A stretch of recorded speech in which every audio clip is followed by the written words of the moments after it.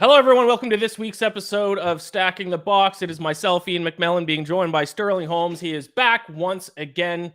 And we are, less than a month away from the start of the NFL regular season. We got a lot to talk about on today's show.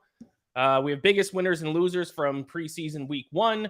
Dalvin Cook and Zeke both signed with 2 separate teams. We're going to talk about that. We got a Ja'Marr Chase interview, which Sterling, you talked to him. I believe that was this morning, correct? Yes, it was. Early this morning, had a chance to sit down with Ja'Marr Chase.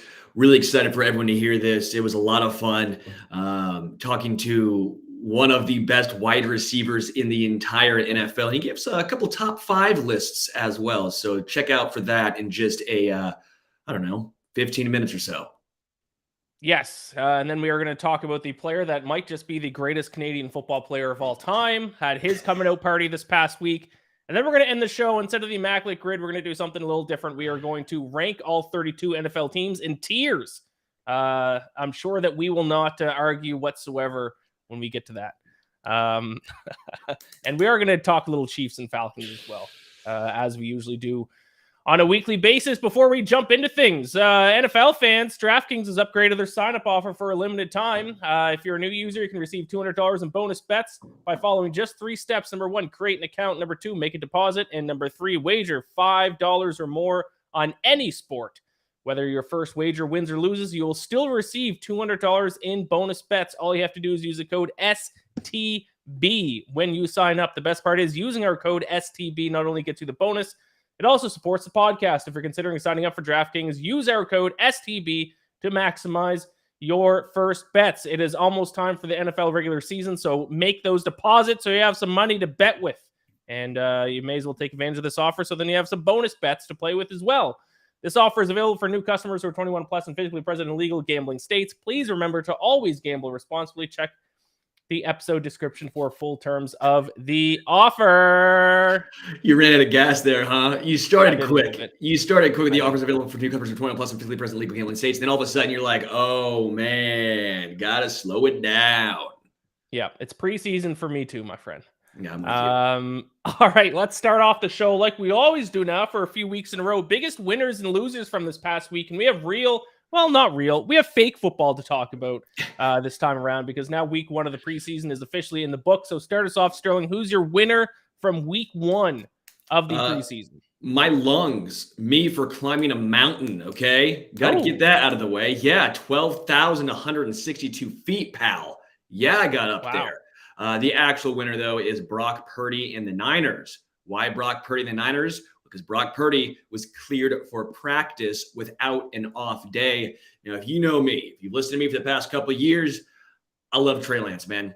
I was a huge Trey Lance supporter. I think the upside that he brings would take the Niners offense to the next level. I think the addition of his ability to run opens up that offense and makes him even more dynamic. He looks horrible, man. He looks bad. Now, he's not going to get better if he doesn't play. He's thrown, less passes his entire football career than Geno Smith threw last year. Like, he needs time. He's a project. But the Niners are in win-now mode, and they win now with Brock Purdy. I'm not saying Brock Purdy is this electric quarterback, but you know what you got with him, and what you got is enough in a weak NFC to make it to at least the NFC Championship game. I also don't like Sam Darnold. I don't think he brings anything to the table. So for the Niners, for Brock Purdy, they are the biggest winners. I'm glad you're finally seeing the light. Do you agree it's time to sell your stock on Trey Lance? Never. I am holding on. Okay. It's down there at 2 cents right now, but it's going to skyrocket. Okay. It's going to skyrocket at some point. Yeah, I mean, I could have made my loser of the week, Trey Lance, to be honest, but I didn't want to do that to you. But let's start off with my winner, who I think is the winner of the entire preseason so far. If there's one player that's kind of stuck out from everyone else, especially because this guy's now appeared in 2 games already, Dorian Thompson-Robinson, the UCLA rookie for the Cleveland Browns, looked absolutely fantastic in the Hall of Fame game against the Jets, and then looked even better against the Commanders in week 1 of the preseason. Completed 9 of 10 passes, 102 yards, a touchdown, 10.2 yards per throw. And I don't have his rushing stats here in front of me, but he also ran for some yards as well. Quarterback rating of 142.5.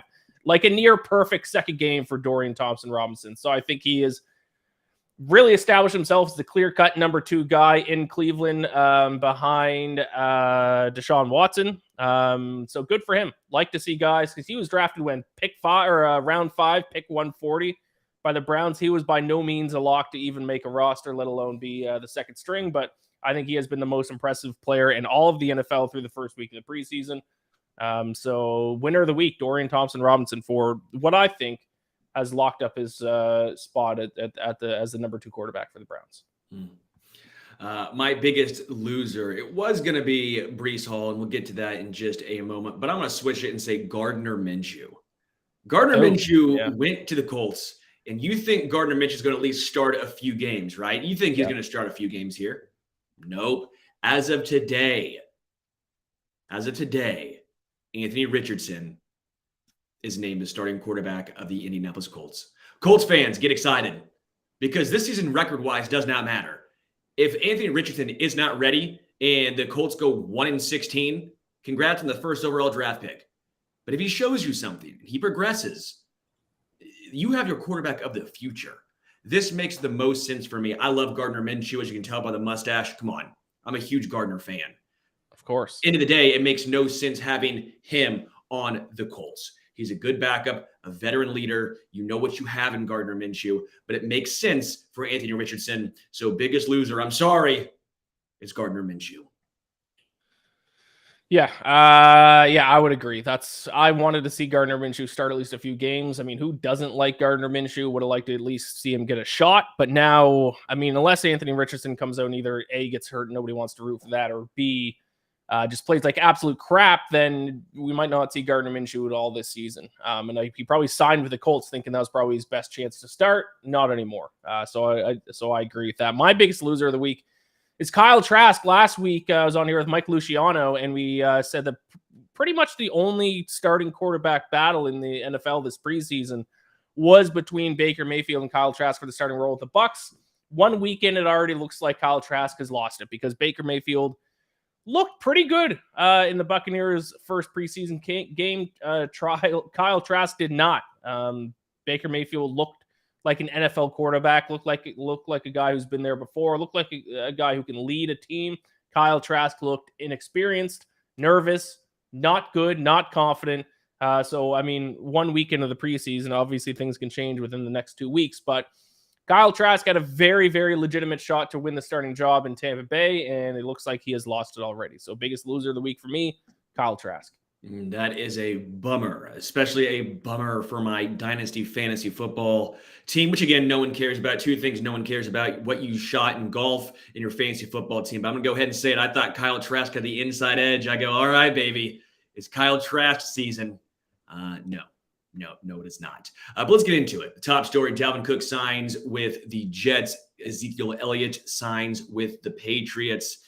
Let's start with Dalvin Cook and the Jets first. Aaron Rodgers gave, what was it, $35 million for this deal to really happen, right? Aaron Rodgers restructured his contract, gave up $35 million. That, I can't believe I'm saying, from Aaron Rodgers giving that money up. But he did, and I'm sure he had a little bit of a say in who to bring in. They bring in Dalvin Cook, Breece Hall. I feel bad for Breece Hall. He was injured coming back. He was activated, I believe, today off the PUP list. Well, now he's got some competition in Dalvin Cook. Let's start there. What did you think of this signing? Yeah, I don't love it, to be honest. I mean, I guess it does kind of give them a second. I mean, teams, almost every single team now, except for maybe the Titans, are doing running back by committee nowadays. So it does kind of give you a second option. But Dalvin Cook is kind of a perfect example of what's kind of been the issue with running backs lately, because he literally just turned 28 a few days ago. He's younger than me, Iain. This is sad. I know, it's insane. If you asked me to guess how old he was, I would have said 31. No, he's just turned 28, but his production has fallen in 3 straight seasons now. 2020 he averaged 5 yards a carry, 2021 4.7, last year 4.4. So he has now gotten worse in 3 straight seasons. He's definitely not I don't think he's as good as Breece Hall. Breece Hall, I know he got hurt last year. He only played in 7 games, but in those 7 games and 80 carries, he averaged 5.8 yards per carry. Toss on another 19 receptions for 218 yards. Breece Hall has a chance to, if he plays the full season this year, be a top 3 running back in the NFL. And now you're going to throw Dalvin Cook into the mix. I mean, maybe you're going to throw in Dalvin Cook as kind of like a short yardage guy. Maybe there's ways they can use him, but I just, it doesn't move the needle for me for the Jets. And also it just kind of worries me that now Breece Hall is not going to get the amount of carries he should, a guy of that talent should be getting. So it does not move. I don't know about you, Sterling. It doesn't like make me more confident about the Jets season this year, having Dalvin Cook. It makes me a little bit more confident in their season.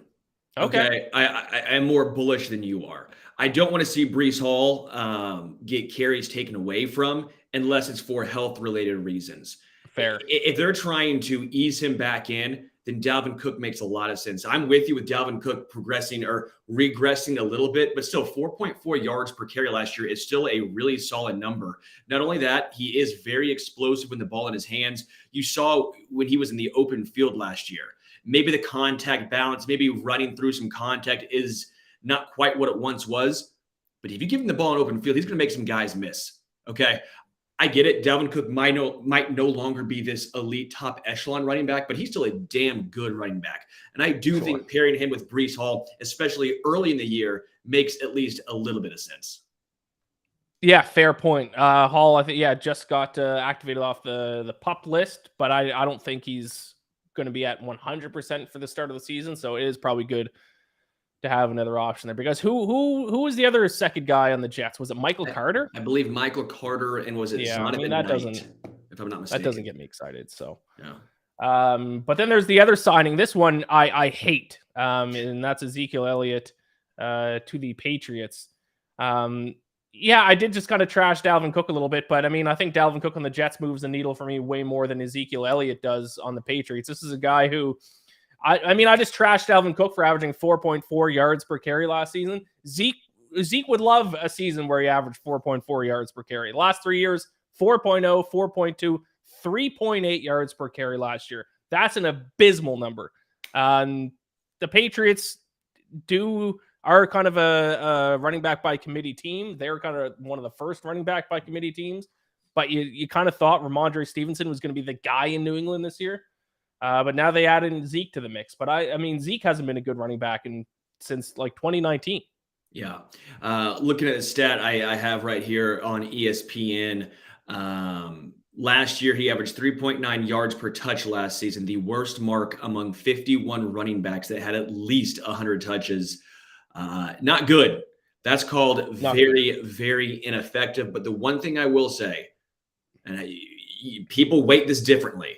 Some say there's no correlation. Some say it's luck. Some think it's a skill. He finds ways to pick up short yards. He finds ways to get into the end zone. I can't knock the guy for that. He has some use in these 3rd and 1s and 4th and 1s. Now, if you are a fantasy football fan, you're probably pissed off. Because if you draft Ramondre Stevenson thinking that's what he does best, well, now he's got competition. Now you have LeGarrette Blount. Now you have what Jamal Williams to an extent was last year for the Detroit Lions. Yeah. Ezekiel Elliott could be stealing goal line carries from Ramondre. I think Ramondre Stevenson is the better running back. There's no question. But what I will say about Zeke is he's a very good pass protector. Okay. He is very good in pass pro. Got to give him credit there. So while I think his carries go down, it all depends on how he's used. If you use him only in short yards and you use him in pass protection on 3rd downs, I think you could move the needle for the Patriots. But if he's getting 15 carries a game, he's getting touches over Ramondre. Now that is an issue. Yeah, great point about his ability to kind of sniff out touchdowns. 12 touchdowns last year. So he is still effective on the goal line. Maybe that's how the Patriots plan to use him. I still think, though, the Dalvin Cook signing still moves the needle a lot more for me than Zeke does. Yeah. No, I would 100% agree. Jalen Butler in the chat says this is a good pickup for the Jets. They can let them ease. This can let them ease Breece into the season. Now they have a 2-headed monster. Yeah, you know what? After talking to you, Sterling, I'm actually now more into the Dalvin Cook signing than I was before the show started. So there you go. Hey, I do something right. Okay, see, come on now. If I can sway you, Iain, imagine me as president. Oh, president. Oh, dude, I'd be so corrupt. It'd be incredible. Whoever has the best deal, baby. sounds like you're perfectly suited to be president then. Perfect politician. Yeah, I'd be great. Yeah, Come on exactly. now. Come on, the mustache and all. But guys, we appreciate everyone here right now. We're going to throw this to an interview I had with Ja'Marr Chase. Sat down with Ja'Marr Chase, Bengals wide receiver, this morning. A lot of fun talking with him. Got about an 8 or 9 minute interview. So without further ado, here's Ja'Marr Chase. Sterling Holmes with Stacking the Box, joined now by two-time Pro Bowler in 2021 Rookie of the Year, Ja'Marr Chase. Ja'Marr, how are you? I'm doing good, man. Thanks for having me. Thank you for being on here. But before we get into the NFL talk, you have this great partnership with Sleep Number. Can you talk about this just a little bit? Sleep Number's just giving us opportunities as athletes to get better sleep. They partnered up with the Bengals and, finally gave us opportunity to show off, the Sleep Number thing. And me and Jess have been doing a little competition. Now we got it off the field with the Sleep Number. So it's definitely been good for us. I want to talk a little bit about the preseason with you because I think you know better than everyone the preseason struggles don't always translate to the regular season. You see fans on Twitter. After one drop, a dude's a bum. After one catch, make room. He's going in the Ring of Honor. You had your own struggles, and then your rookie year, 1,455 yards, 13 touchdowns. Can you touch a little bit on the struggles going from college to the NFL? Yeah, man. Just end up showing people that I'm still normal and just having opportunities of dropping passes after being off a whole year of football. It happens, It happens to the best of us. And, didn't let it shut me down, just kept working. Shout out to Cincinnati, the guys in the locker room for making sure they kept my head high and, not downing me on anything that I was going through at the time. Yeah, it seems like the Cincinnati locker room is a very strong one. Even after the AFC Championship game against the Chiefs, you saw everyone rallying around. It wasn't a pointing finger situation. There was no blaming. Can you talk about I guess just the locker room that you guys have in Cincinnati?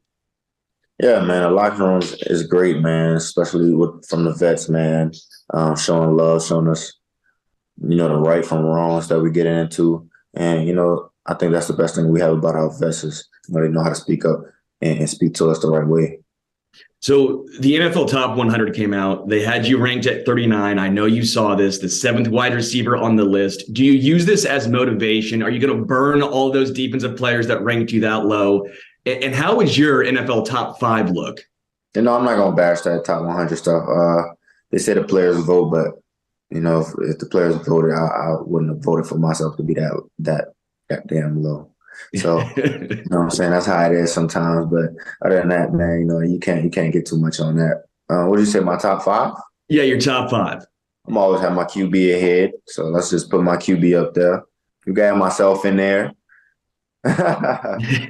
Aaron Donald. I could say Kelsey. Kelsey's one of the best tight ends in the game. He shows it.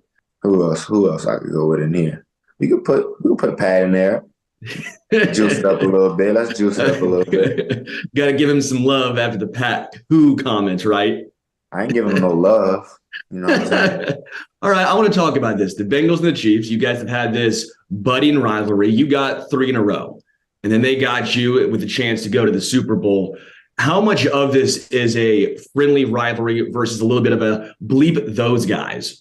Yeah, it becomes a bigger rivalry every year, especially it's always a win or lose, depending on who wins that game. And it's always such a crunch time game at the end of the year when we play them. So I think that's the biggest way why people think it's a rivalry. Yeah. You have this incredible nuance in your game. You, Lane Johnson, T. Higgins, you guys, you find the gray lines. Lane Johnson, when it comes to his quick starts at right tackle, you and T. Higgins, you're very physical without getting offensive pass interference called against you. How do you find that line of what you can and cannot get away with? And how much is it predicated on whoever's reffing that game?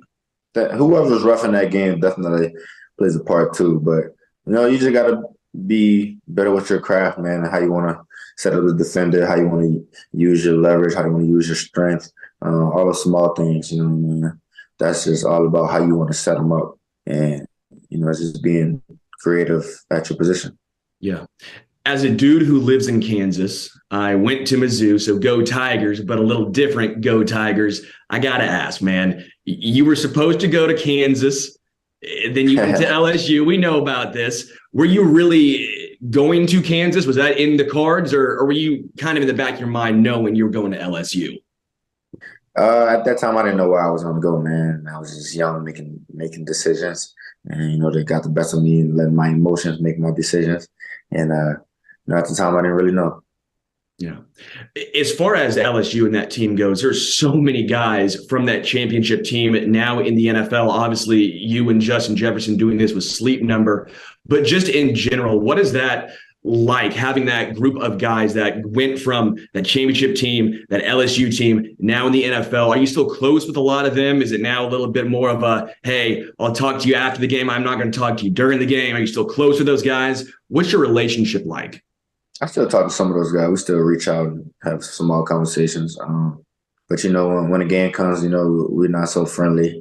We just talk trash the whole game. I know me and PQ goes at it the whole game because we went to college, we practiced every day together, and that's all we did was talk trash in practice. So, me and PQ sees each other, that's all we do. You rank 5th all time with 2,501 receiving yards through your first 2 NFL seasons. And mind you, that came with missing some games last year. What has been the catalyst, the jumpstart for you that has translated from college to the NFL being this good this early in your career? Just, being on the same page with my quarterback. I feel like that's the biggest thing right there. I know I said it a lot, but that is the biggest thing right there. Being on the same page with my quarterback and just capitalize on the reps and opportunities that we get in the game. Yeah, I know Joe Burrow's had his share of injuries now going through his. You had yours last year. What is that like? How difficult is it? You understand what you guys bring to the table. You are one of, if not the best wide receiver in the NFL. And when you're forced to miss games based on injury, what does that do mindset-wise for you? Yeah, mindset, it slows you down and takes you back a little bit. Both, I want to say, just knowing how you wanted to attack the season and knowing what you want to do for certain games. Maybe you have certain games circled, stuff like that. But, God makes his toughest battles for his toughest soldiers, you know what I'm saying? And, I so happen to be in that mix and being grimy, getting down there and just working my butt off to get back on the field with my guys. I know you said you had some games circled right there. What games you have circled coming up this year? I don't even need to say all that right now. We're going to have them two circled, but but it is what it is. You know what I'm saying? I don't want to give too much spill too much beans on here, but got a couple circled. Yeah. Before I let you go, I've been seeing a lot of this going around on Twitter. You gave me your top 5 current in the NFL. What are your top 5 wide receivers all time? I know Justin Jefferson put his out there on Twitter. I guess now it's called X. Who's your top 5 wide receivers of all time? If we're gonna say all time, I don't know if I'm gonna always have like current players in there. Yeah. So I'll say Jerry Rice. I'll put Antonio Brown in there. I'll put Cooper Kupp in there. I don't know, that fit spot's pretty hard, bro. I'm not gonna lie. They got a lot of good receivers, man. A lot of different receivers. I'll put Keenan Allen in there. I feel like Keenan Allen's a little underrated. You know what I'm saying? He don't really get all the hype he needs and deserves. So, I'll definitely put Keenan in there just so he gets open and separates himself from routes. Well, Jamar, I really appreciate it. Everyone listening, thank you guys so much. If you like this, throw us a like. And by the way, make sure you go check out Sleep Number. Sleep Number Smart Bed is proven to effortlessly improve the quality of your sleep and harness powerful insights to support overall health and wellness. Jamar, really appreciate it, man. That was fun. I really enjoyed talking with Jamar Chase. His top 5 is a little interesting there. I love in the current NFL he threw in. I guess we'll gas it up a little bit, throw Pat in there. I said, you got to show him some love. And he's like, there's no love. Keenan Allen in top 5 receivers all time is kind of wild. Yeah, I felt bad putting. I love Keenan Allen, but yeah, I'm with you. I think he's underrated, but top 5 all time, and I do think it's tough. I will say when you're put on the spot like that, it's tough to rack your mind throughout history. Obviously, I think 2 names that I'm sure he would probably put on, given the opportunity to think it over more: Randy Moss, Terrell Owens. But I like seeing Cooper Kupp get some love too. That was nice to see. Triple Crown winner. People forget. No, so if you guys are listening right now and only caught part of that, the entire interview with Ja'Marr Chase and some clips will be posted throughout the week. It'll be on the Stacking the Box podcast. It'll be on our feed on YouTube. Make sure you like it. Make sure you subscribe. The more you guys interact, the more you guys like it, well, the more great guests we will receive. So it was very fun to interview Ja'Marr Chase. Thank you to Sleep Number for allowing us to do it as well. But yeah, that was a very, very fun morning for myself. Great stuff. Yeah. All right, let's get into it. Let's talk about the Falcons first. You're a Falcons guy. What has been your takeaway from preseason game 1 and training camp so far down there in Atlanta? Yeah, I think obviously with me being a Falcons fan, you being a Chiefs guy, I think we can give a little bit of a preseason update here into the first week. Kind of the big news for Falcons is they cut Mikael Walker, who was a starting linebacker from them last year. So they are completely, and I've talked about this before when talking about the Falcons, they're completely reshaping this defense with the amount of guys they signed in the offseason, and Walker did not have a good preseason week 1. And I think they're really sending a statement here, cutting a starting linebacker from last year after one preseason game this season. So, and the Falcons defense, fantastic in their preseason week 1 game against the Dolphins. I think they got 4 turnovers. It was all backups, but still, if their backups are looking that good, running all over the field, can't wait to see the starters show off a little bit. This Falcons team is going to be good. Defense, like I said, much improved already, it looks like. And that was kind of the big takeaway I have for the Falcons so far, is that this defense, night and day between what they were last year and what they are this year. Their kicker, little bit of concern from that. One of my favorite players in the entire NFL, Younghoe Koo, did struggle, only 1 of 3 in the extra point attempts, but it's preseason. He'll round back into form by the time the regular season comes around. So the Falcons historically have not been good in the preseason, looked fantastic in week 1 against the Dolphins. Defense is going to be basically an entirely new unit this year, which I'm very excited to see once the regular season kicks off. And the other thing was that in the first round of the depth chart that came out, Bijan Robinson listed 3rd running back on the depth chart. Obviously, that's going to change by the time the regular season starts. But that was kind of interesting to see. They're not going to, I think that was just kind of a sign to him that just because he was a top 10 draft pick, that they're not going to just hand him the starting role just because of that. So it'll be interesting to see what the workload kind of gets split up between him and Tyler Algier and Cordell Patterson will be by the time the season starts. So those are my quick takeaways from the Falcons. Yeah, Tyler Algier going over 1,000 yards last year, and the Falcons decide, hey, let's draft another running back, top 10. Let's see how this plays out. So, yeah, I am intrigued to see how that breaks down there in Atlanta. From Kansas City, Andy Reid talked just recently about some of the injuries that were sustained, not during the preseason game, but at training camp today. Justin Ross had a knee, hamstring, shin area. Amir Smith-Marset said strained groin. And Nico Remigio had a shoulder dislocation. So we'll keep an eye on that. If you listen to the Arrowhead Addict podcast, we'll probably talk about it in more detail this evening as we get more and more information on it. But all 3 of those guys were carted off today out there in St. Joe. Andy Reid also said tight end Jody Fortson is having his shoulder done, and he's going on the injured reserve to make room for the 2 new additions today.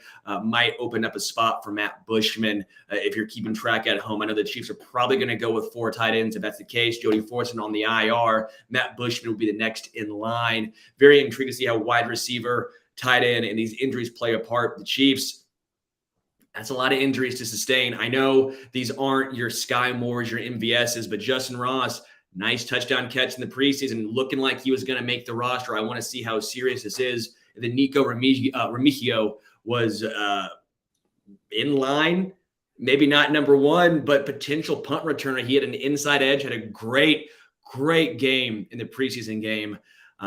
Feel horrendously for guys who are on the bubble and then come down with injury. That is not fun to see. But as a whole, I don't take a lot from the preseason game 1. Imagine this, Iain. Imagine you played varsity basketball in high school, right? You're in gym class. some dude, you're like, all right, we got to play one-on-one. It's gym class. We have to do it to get a grade or something like that. Is that varsity basketball player giving it his all, or is he just trying to go through the motions and not get injured?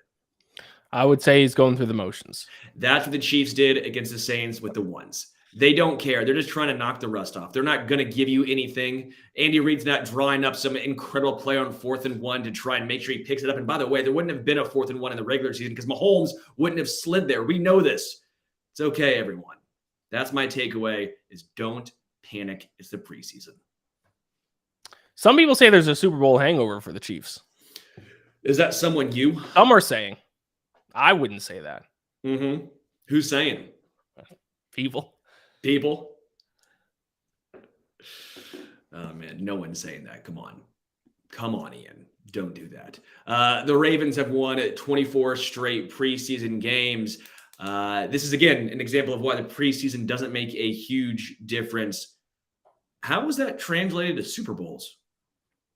It hasn't at all, but it's translated to a lot of money if you bet on them. They're the greatest preseason team in North American sports history. 24 straight, haven't lost a preseason game since 2015. I don't care it doesn't translate to the regular season. What I care about is better is you can win some money. They're covering the spread a ton. Didn't cover the spread in week 1 against the Eagles, but they did win 24 straight preseason games. Or maybe that was the 25th. Whatever it is, that's a ton of preseason games in a row to win. And as a bettor, that's huge. It's the only preseason bet I placed. Ravens every week. Ravens. Are you 2015 was the last time they lost a preseason game. 2015. Are you doing it next week? Or are you going to say, you know what? Now is the time. No. Hey, they're due to lose. Yeah, but I'm sure someone said that when they were 15-0 in preseason games. I'm sure someone said that. And here we are 10 games later and they still haven't lost. So, no, I'm going to ride this trend until it loses. And even if it loses once, I'll probably jump back onto the next week. I don't even know who they're playing against in this week of the preseason. Hey, they're due to lose, Iain. They're due to lose. I guess so. Maybe.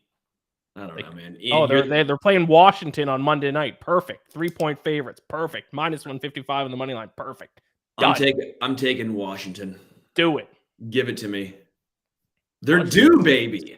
They're due. Yeah, but were they not due when they won 15 straight? No, they weren't. 16 straight were they due for a loss? 21 straight were they due for a loss? No, they're okay. It's this one. It's this one. Now they're due. Got it. Come on. I'm just trying to switch things up, Iain. All right. I'm honestly shocked it's only -155. Yeah. Not very good odds. You have a Canadian that you want to talk about. As everyone listening could understand by now, Iain is a Canadian man. You even see the Blue Jays sign over his dome, the Maple Leafs arena over his head. Who's the best quarterback? This Canadian dude? Yeah, so I just looked this up, almost a year ago exactly to the date, August 16th, 2022, I tweeted, and you can look this up, for my American followers who don't pay attention to the CFL, Canadian quarterback Nathan Rourke will be on an NFL team next season. You heard it here first. These stats are bananas, and I included a screenshot of his CFL stats. He was a CFL quarterback, formerly played for Ohio, I believe, the Bobcats, and I knew he was going to be on a NFL team this year. It's a shame that he's on the Jaguars because obviously they're not going to start him over Trevor Lawrence. But in his first preseason game, he had the highlight of the entire preseason. Just an unbelievable play where he broke a ton of tackles, threw touchdown pass against the Cowboys. These are his numbers in the CFL last year. Now, I know the CFL is the CFL, but you got to respect the CFL at least a little bit. He set the record for the highest completion percentage in CFL history. He completed 78.7% of his passes in the CFL last season. 3,349 yards, 25 touchdowns, 10 interceptions, a 123.6 QBR, and then also rushed for 304 yards and 7 rushing touchdowns. I'm upset he's on the Jaguars because he's not going to get a chance to start unless Trevor Lawrence gets hurt. This guy might be the greatest Canadian quarterback, maybe not greatest Canadian football player, but the greatest Canadian quarterback of all time. I wish he was on a team that he had a chance to start. I wish he was on the Buccaneers. So instead of Kyle Trask and Baker Mayfield, is Nathan Rourke and Baker Mayfield competing for the spot? Because this guy is legit. One of the greatest seasons in the CFL for a quarterback of all time last year. Literally set the record for the highest completed 78.7%. Almost 80% of his passes were caught. That's insane. Absurd. That's banana land. It's absurd. I hope we see him at some point for you. I hope we do. Your mind might explode. If he completes one pass, you are going to be insufferable. Yes, correct. I'm already insufferable. Once again, tweeted it a year ago tomorrow. You're insufferable. He will be on an NFL team next season. You heard it here first. I was on Nathan Rourke before everyone else in the entire country of the United States of America. Wow. Over an entire country, Iain was first. Yep. They don't call him Iain McFirst for nothing. It's fact. You've never been just a guy to keep an eye on. You're not going to see him in the regular season. Watching the rest of the preseason, he might get a shot with the team somewhere. I hope he goes to Tampa just for you. I like that. Iain versus the USA. There would be some kind of poetic justice or irony to it if he went to Tampa and started and ended up being a great quarterback and then just dominated my Falcons for the next 10 years. Oh, yeah. The Falcons need a quarterback. They don't. Absolutely What do you not. mean? They need take a backup quarterback. Well, no, Desmond Ritter's your backup quarterback. You don't have a starter. Desmond Ritter's good. You know what I've been doing lately? I've been hate reading people's power rankings of NFL quarterbacks, and almost every single article on the internet that's power ranking quarterbacks has Desmond Ridder somewhere between 28 and 32. And it makes me angry every single time. And I'm taking notes of who's writing these articles. And at the end of the year, I'm going to tweet at all these people writing these articles and shove it in their face. And you're going to say, see, he was 27th, boys. He was 27th, not 31st. We'll see. I hope for your sake that he's a good quarterback. That's what I'll say. Great quarterback. All right. This is going to be fun. Ranking NFL teams in a tier list. Everyone likes tiers. Everyone likes rankings. And everyone likes the NFL. So let's get to it. NFL teams tier list. Let's do this together, Iain. I'm sure you and I will not disagree one time. No, I'm sure we will not. And for those who are listening and can't see the video of this, the tiers are S is the best. It goes S, A, B, C, D, and then we threw in an F to toss in some absolute trash teams into there. So, Sterling, do you think that? I think probably the best way to go is just alphabetically by city. Okay, let's do it. So, Arizona would be. I think F. F. Yeah, that's that. Hey, we agreed. Starting off agreeing on a team, they are the betting favorite to finish with the worst record in the NFL. They are completely rebuilding. I think this might be Kyler Murray's last year with the team. So yeah, Cardinals F, and I'm sure us agreeing will end here on this next team because we're going alphabetical order. So next we got the Atlanta Falcons. I'll say a C. C. That's the highest I can go, man. You don't think you can sneak them into the B category? No, what can I say to sneak them into the B category? Okay, what you could say is that Canadian quarterback could be the new starter for Atlanta. Stop. We'll place him in C now. We might come back there depending on what other teams. I'm interested. What about C and a half? Can you place him in C and a half? That's like a C plus. I wish. Okay, it's a C. I do want to see 211 blocks. I'm just here because you called my team a dumpster fire. Which team was it that I called a dumpster fire? Because I've been known to throw that word around for some teams. Yeah, I have too. So, Iain, it could be either of us that he's. It could be either of us. Yeah. Hunter says D for the Falcons. He's just saying that just to piss me off. The Falcons aren't a D. They're C favorite to win the division. They're a C, pal. Stop. Okay, we'll revisit that. Ravens are an interesting one. Yeah, I'm actually extremely high on the Ravens this year. I actually have the Ravens actually win the AFC North. So I want to put the Ravens in an A. See, they're more of a B to me. I could make the case for A, but I think they're right in between those two teams. If you feel more confident than I do, I'll go A. I think it's a very, very solid division that they are in. I think there's not enough being made about Lamar Jackson finally having weapons and Lamar Jackson being healthy. If you saw what the Ravens were last year with him on the field, well, they were a damn good team. It's when Tyler Huntley came in that it went downhill and downhill quick. And they still almost won a playoff game. Still almost beat the Bengals. You know what? I'll go A with you. I'll go into A with you. I think their defense is going to be a top 5 defense this year. I think they might be the most under-talked about and underrated team heading into 2023. Apparently Washington was the team one of us called a dumpster fire. Probably. Did you call them? I definitely called them a dumpster fire. I probably did at some point. Washington's a dumpster fire. Let's be They're honest. not a dumpster fire. They're not a dumpster fire. The whole Ron Rivera, Eric Bieniemy thing, that's dumpster fire vibes. That is not. If you have a coach that's not backing up his offensive coordinator, throwing his players under the bus, that's dumpster fire written all over it. Okay, you're wrong. Carolina, I will go D or F. Where do you want it? D. Okay. I like what they did offensively. Miles Sanders, Adam Thielen. I know preseason is just preseason, but they look trash in their first preseason game, especially their offensive line. I'll put them in D. Yeah. Buffalo Bills. They are in the A to S category.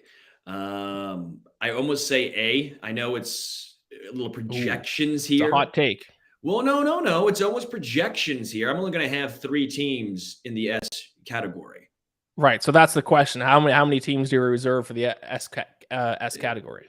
They're not there. They're not a top 3 team. They're probably 4th. I don't know who you have as number 3, but we'll get to that. I won't argue too much. Let's put. What's that? I said you'll find out, pal. I will find out. Yeah. Okay. Let's do Bills. Let's do Bills. I'm fine with that. Bears F. Trash. No. Garbage. I will go D. I will go D for the Bears, and I am not high on Justin Fields. If I was higher on Justin Fields, I could see it being a C. I've liked to an extent what they're doing. I want to give him some credit, but until Justin Fields shows me more with the arm, I can't get there. It's all projections. It is all projections. I don't get how he finished 9th in MVP voting or 11th, whatever it was last year. He won, 4 games? Like, that's not an MVP type of player. It's just not. He has to do more. This is his first real opportunity to do more. I love the draft pick of Darnell Wright. That to me was a huge get for Chicago. I don't care if people think it's a reach or not. I think it was a very good move. Their left tackle last year was very underrated. It's time for Justin Fields to show out now. He's got some weapons. He has an offensive line. It now comes down to him. Can he prove it? Right now, he's in the D, but I think the Bears have some of the most variance of any team in the NFL. And I see a lot of people saying, oh, because they got DJ Moore, now Justin Fields finally has a top-tier weapon and he's going to take a huge step forward this year. DJ Moore, like, where is his love coming from for DJ Moore? PFF had him ranked as the number 32 wide receiver last season. Like, who cares? Yeah. I saw someone say Jalen Hurts got AJ Brown last year. This year, that version of that is DJ Moore going to the Bears with Justin. That's insane.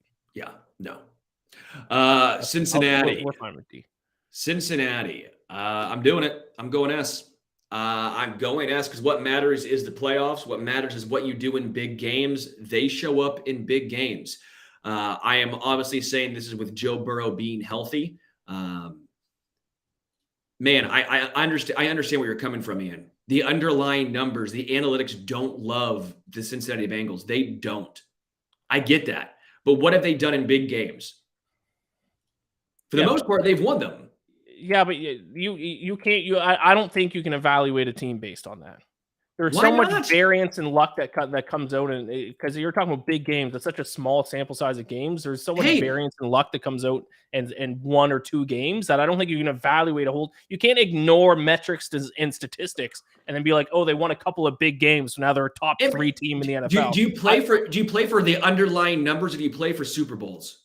You play for Super Bowls, but you evaluate a team based on underlying numbers. I mean, because look at it this way. The Bills could have had the greatest 4-year stretch potentially in NFL history. And what happens? They lost all 4. Yeah, but winning a Super Bowl is different from evaluating how good a team is. The Bengals? The best team doesn't always win the Super Bowl. Actually, most years, the best team doesn't win the Super Bowl. Sure, I'm not.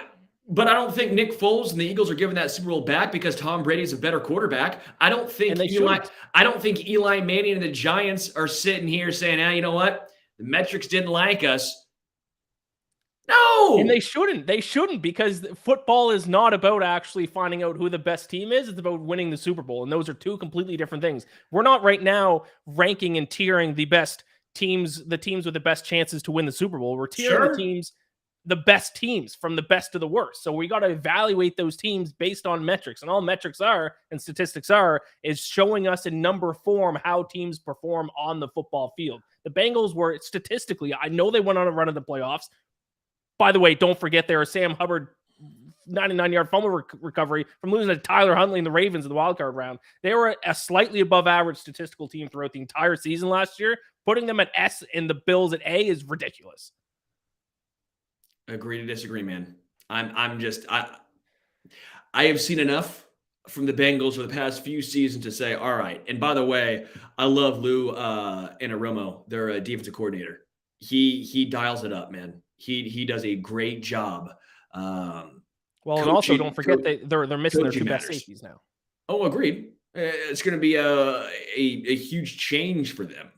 They also have a better offensive line this year than they did last year. That's also a huge change for them. Can we compromise a little bit? Sure. I think we either have to put both the Bengals and Bills at S or them both at A. I don't think you can have one ranked above the other. Well, if you put them at S, then you're going to have 4 teams in the S category. Yeah. Wait, I think there's 2 teams in the S category. Okay. We'll put them both in A. Put Bengals in A. All right. Thank you. Because I don't want 4 teams in the S. I'm not putting 4 teams in the S category. Okay. I agree. I actually think 3 is too many for the S. I think it should be 2. Fair. Browns. D. I was going to say C. We'll give them C. I think they're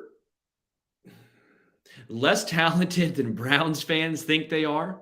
And I think they're more talented than people that just want to hate on them think they are. I think Deshaun Watson's going to bounce back a little bit. I don't want to say it, but I think he's going to bounce back. He took how many years off of playing football? Yeah, he was going to be rusty. I mean, I don't think he ever recaptures what he was in Houston. I don't think he's ever elite again, but I think he's better than he was. He was worse than Jacoby Brissett last year. Yeah, he was bad last year. I don't think that carries over that much. I don't think, again, he's going to ever be elite again, but I think he's better than he was last year. I think the team is now, they don't have that pressure that they once had on their backs. Like last year, there was all that pressure. The year before, even with Baker Mayfield, or the 2 years before, when they had brought all those guys in, there's all this pressure. Now they're kind of back to being okay, maybe they'll surprise us. They're a C. Everyone's talking about the Browns' offense. I actually think what's going to make or break this season is how their defense plays, because their defense was actually kind of disappointing last year. I thought they were going to be one of the better defenses in the NFL, and they weren't. Jalen Butler says Browns have potential to be an A team. Ooh, I can't get there, man. Ooh, I can't get to A. Yeah.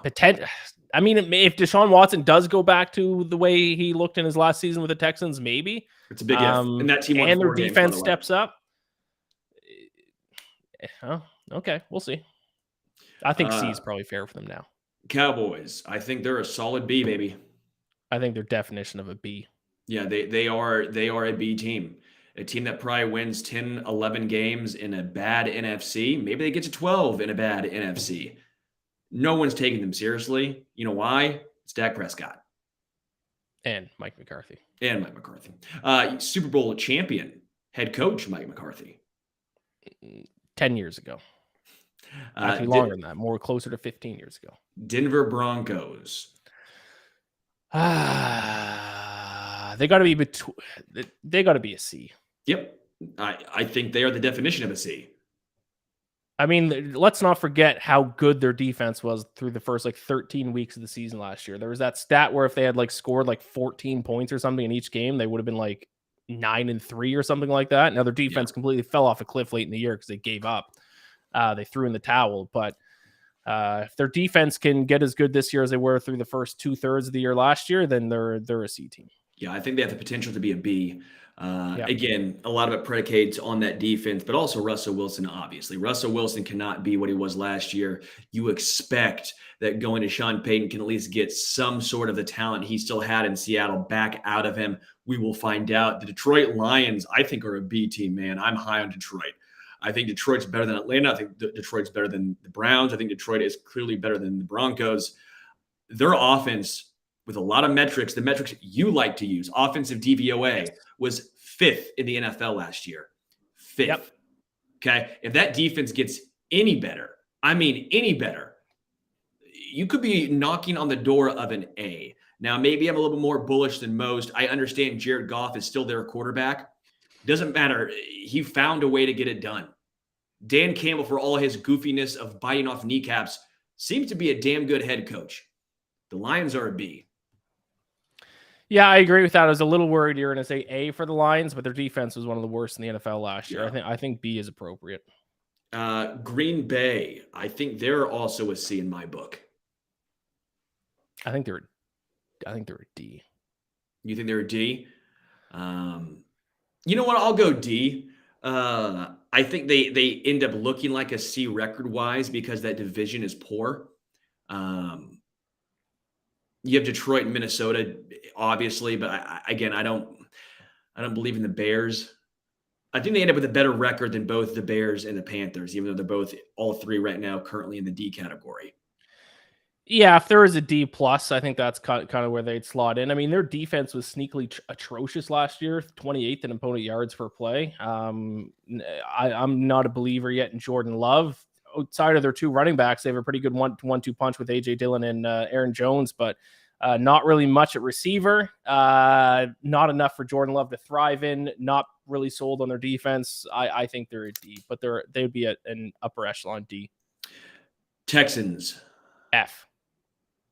I want to say D, but I'll go F with you. You do love the Texans this year. I did. I'm telling you, I love the way they're rebuilding. Their record's going to be bad this year, but I love the way they are rebuilding. Texans fans will probably put them in the F category, but listen to me right now.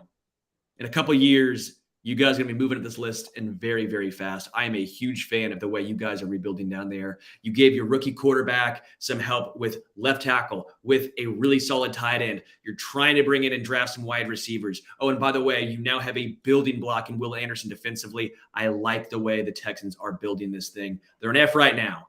I'll go with you, Ian. But I'm still saying I am high on them for the future. The Colts, they are an F for me as well. Yeah, I bet on the Colts to have the worst record in the NFL this year. I think they stink. Jacksonville. I'll go B with Jacksonville. I think I kind of want to put Jacksonville in A. Is that crazy? Yes, that's crazy. Is that too high? That is too high. All right. I'm not going to die on that hill. I like Jacksonville a lot. Does Jacksonville fit with Baltimore, Buffalo, and Cincinnati, or do they fit with the Cowboys and Detroit? They're a tier down from Cincinnati and Buffalo. Come on. Okay. Chiefs, S tier. Don't got to hit on it too much. They are the top of the top. They are the Super Bowl champions. They are the favorites to win the Super Bowl again this year. Even Ian can't say anything about this. I think they're an A. After what we saw in week 1 of the preseason, I'm not high on them. I'm going to go A. Hey, come on. I'm just kidding. You can't argue against the Chiefs.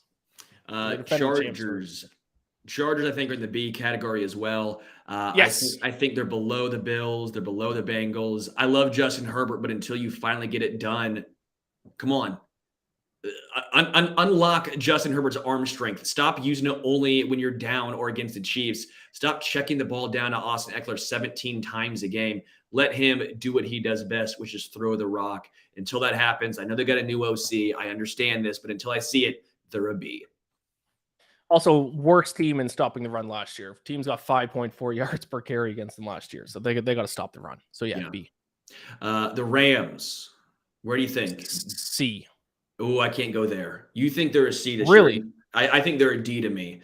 I think last year was about as bad of a season as they could have had. Like, it was a disaster season for them. Stafford was hurt. Cooper Kupp was hurt. I mean, this team won the Super Bowl 2 years ago. The roster isn't that much different. Are they as good as they were their Super Bowl winning year? No, but I don't think they're as bad as they were last year either. I think everything that could have went wrong for the Rams last year went wrong. Okay. I'll let you have the Rams at a C if I get one later on, okay? All right, deal. Okay. I don't like it, but apparently Rams are a C. Raiders, D. D or F? They're a D.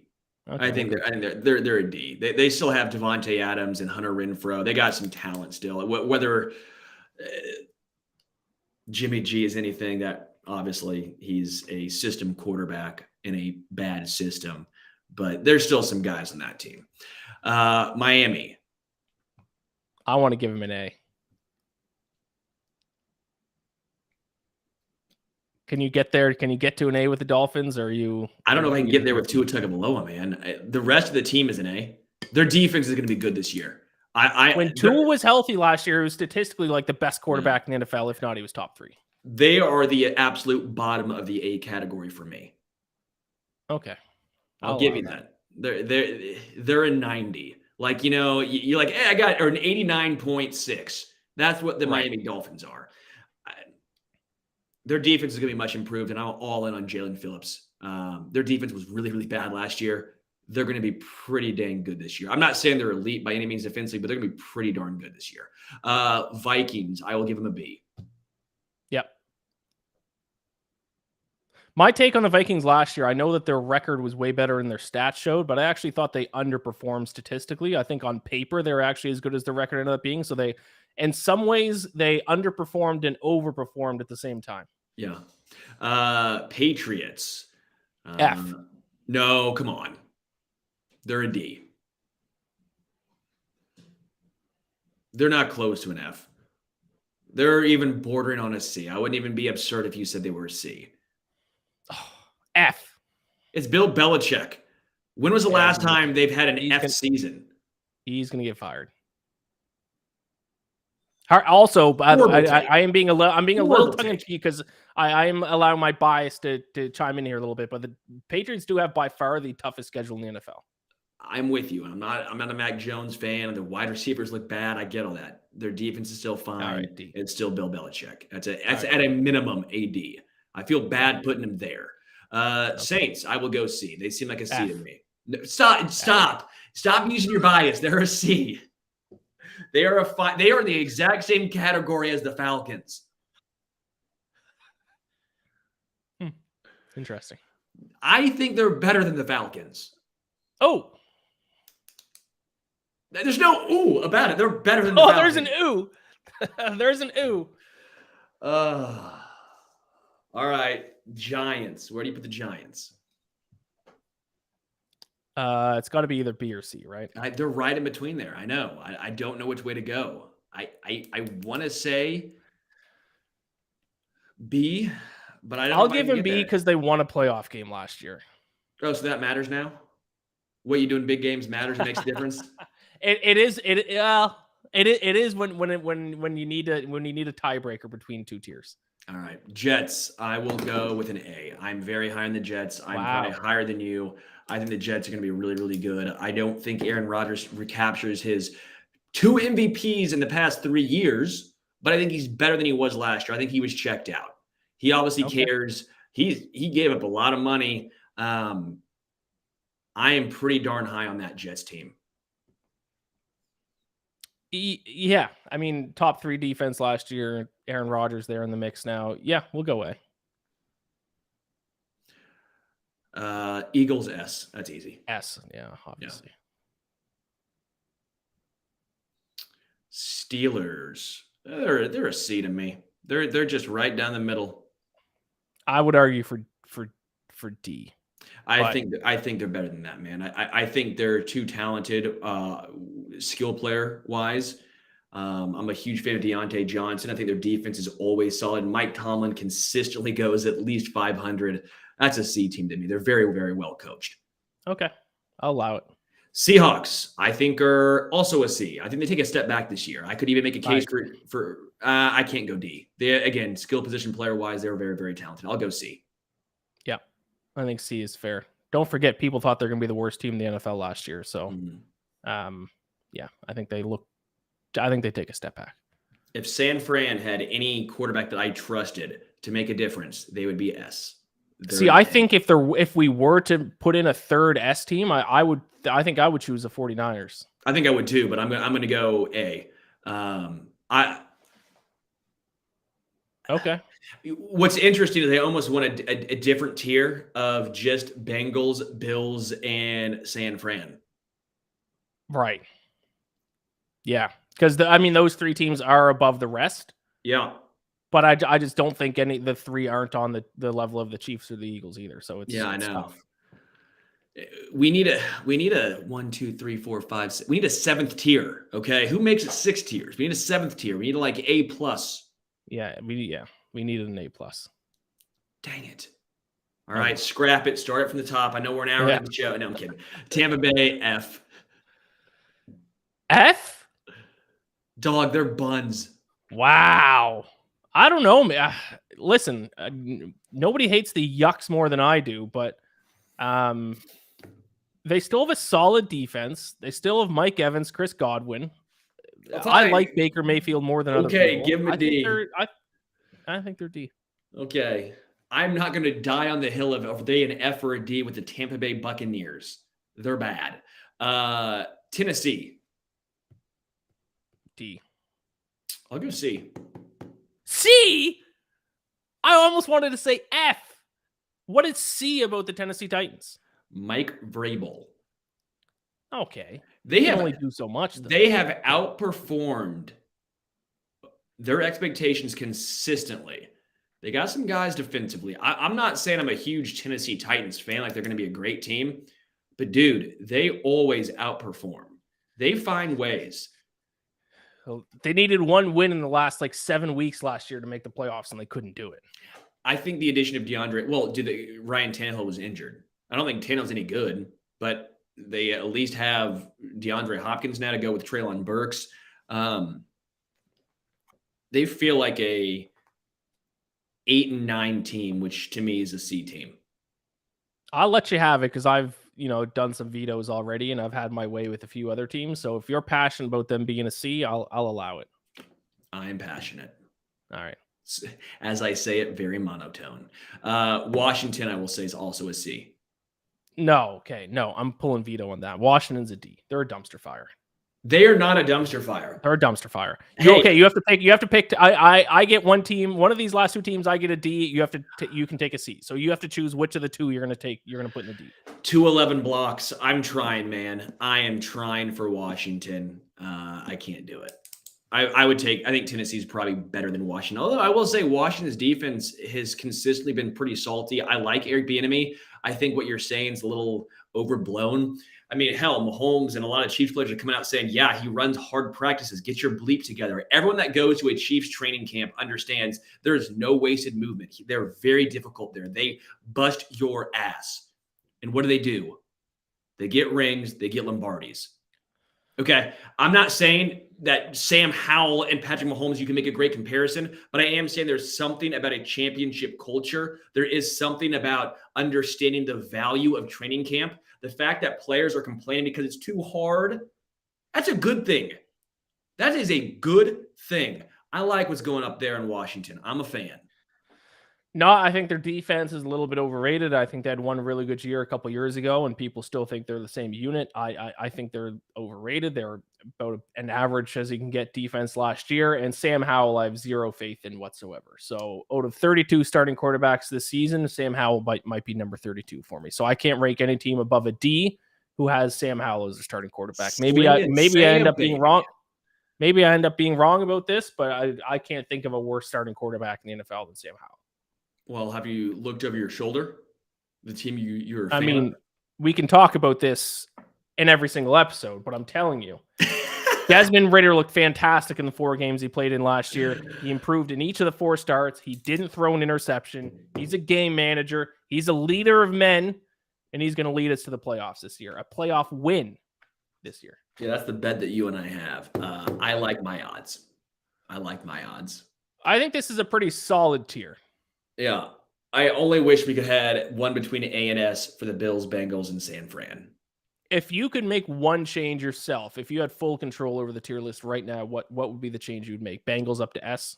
No, it would be Bengals, Bills, and San Fran in a different tier. That's the only thing I'd make, because I think there's a clear-cut difference between the Eagles and Chiefs.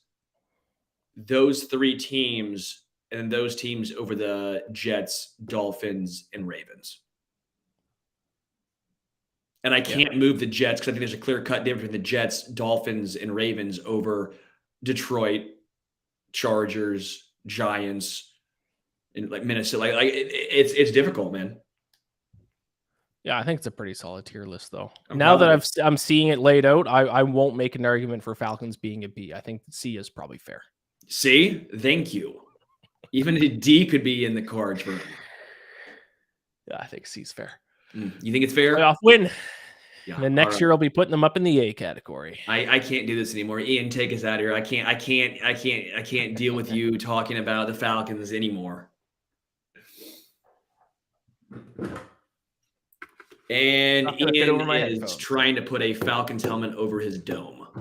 You're wearing headphones, my guy. It's not going to work. With all that being said, thank you all so much for watching. Like the video on YouTube. Subscribe to the Stack in the Box channel. If you're listening to the audio version of this, rate and review this podcast. Follow me on Twitter at Iain MacBets, IAIN MacBets. Follow Sterling Holmes at HomestretchKC. Final thoughts, Sterling. Falcons are ranked too high on our tier list. Perfect. And with that, we will talk to you all next week, just less than a month away from the NFL regular season. Can't wait. Talk to you next week.